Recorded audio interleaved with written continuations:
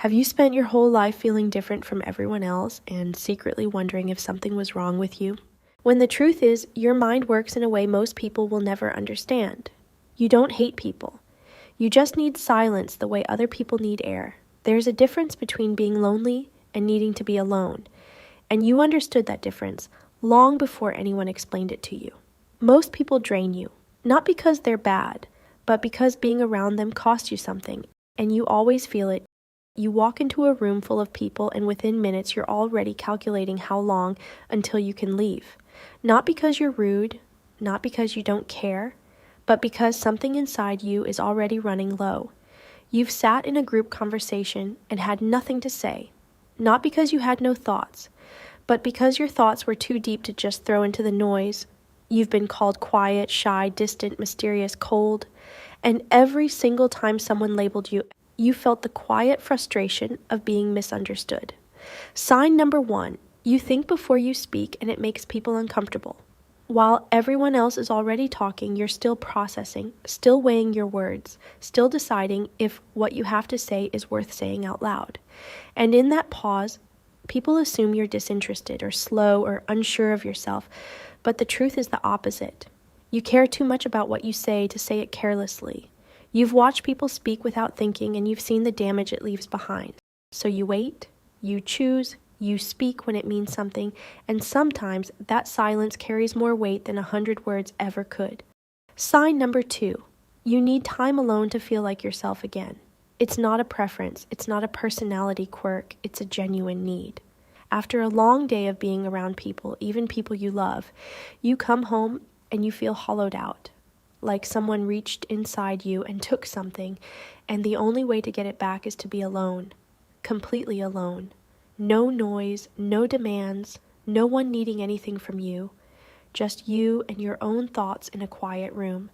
And in that stillness, you slowly start to feel like yourself again. Sign number 3, small talk feels almost painful to you. You can do it. You've learned how. You know how to ask someone about their weekend and nod at the right moments. But it costs you. Every shallow exchange leaves you feeling slightly more empty because your mind doesn't want to talk about the weather. It wants to talk about what keeps people up at night. It wants to talk about regrets and dreams and the strange feeling of being alive and not knowing why.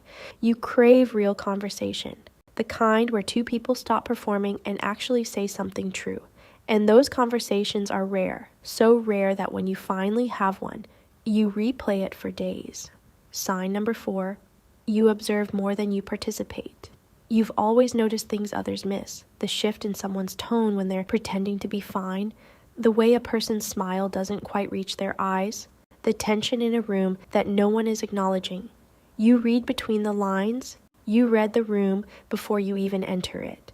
And because of this, you often know more about what's really happening than the people at the center of it. You've stayed quiet in meetings and conversations. Not because you had nothing to offer, but because you were still watching, still gathering, still understanding the full picture before you spoke. Sign number 5, you live deeply inside your own mind. There is an entire world inside your head that most people never get to see. Full conversations you've had in your imagination, scenarios you've played out 100 different ways, ideas you've turned over and examined from every angle. You think about your thinking. You notice your own patterns, you question your own assumptions, and sometimes you get so deep inside your own thoughts that the outside world feels like background noise. People have asked you what you're thinking and you've said nothing, not to be mysterious, because the real answer would take an hour to explain and you're not sure they'd understand anyway. Sign number 6, you feel deeply even when you show very little. People think you're calm, people think you're unbothered, people think nothing gets to you, but inside, everything gets to you.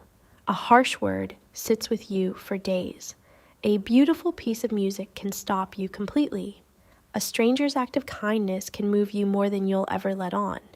You feel things at a depth that surprises even you sometimes. You've cried alone over things you'd never cry about in public. You've felt joy so quietly and so completely that it needed no expression. You carry a full emotional world inside you, and most people never even know it's there. Sign number 7. You don't need many people. You need the right ones. You've never wanted a crowd. You've never chased popularity or tried to collect friends like trophies. What you want, what you've always wanted, is one or two people who actually get it, who get you, who don't need you to perform or explain yourself or be louder than you are. People who sit in comfortable silence with you and feel no need to fill it. People who know when to talk and when to just be there. And when you find those people, you are loyal to them in a way that is almost fierce. You would show up for them at any hour. You would listen without judgment. You would carry their pain alongside your own without complaint. Because real connection for you is everything. And being misunderstood your whole life has made you treasure it more than most people ever will. You are not broken. You are not too much. You are not too little. You are not missing something that everyone else has. You are wired differently.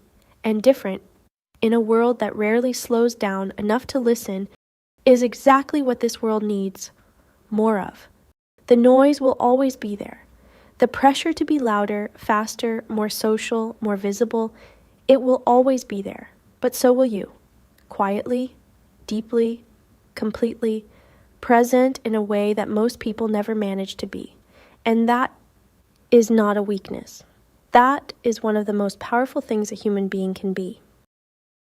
If this video put your feelings into words, subscribe. There's more you need to hear.